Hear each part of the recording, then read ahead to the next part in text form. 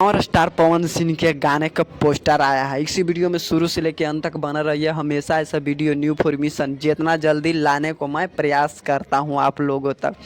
Power star Pawan Singh के गाना है, जिस गाना के नाम है, गाना के पोस्टर आया है जिस गाना के नाम है राइट जीजा के साली पर बा। राइट जीजा के साली के बा। ये गाना बवाल और धमाल मचा के रख देगा। बात करें कि गाना कब आएगा, तो ये गाना के रिलीज डेट नहीं दिया गया है कि फलना टाइम के फलना तारीख के आएगा, लेकिन टाइम नहीं दिया गया है। लेकिन मेरे अनुमान से 2-3 दिन के अंदर में ही ये भोजपुरी गाना है, अब बवाल मचा के भोजपुरी इंडस्ट्री में रख देंगे। पावर स्टार पवन सिंह के कोई भी गाना आ रहा है तो भोजपुरी इंडस्ट्री में तबाही मचा के रख देगा। बात करिए कि कब आएगा, इसमें पावर स्टार पवन सिंह गाए हैं और 2 एक्ट्रेस है, जो 2 एक्ट्रेस से डांस करेंगे भोजपुरी इंडस्ट्री में, तबाही मचाएंगे। अब पावर स्टार पवन सिंह ऐसी तबाही मचाते रहते भोजपुरी इंडस्ट्री में।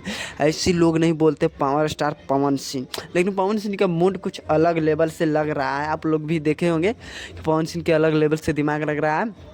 पवन सिंह का गाना आएगा, धमाल और बवाल मचाते रहिए भोजपुरी इंडस्ट्री में। पूरा वीडियो देखने के लिए आप लोगों को धन्यवाद।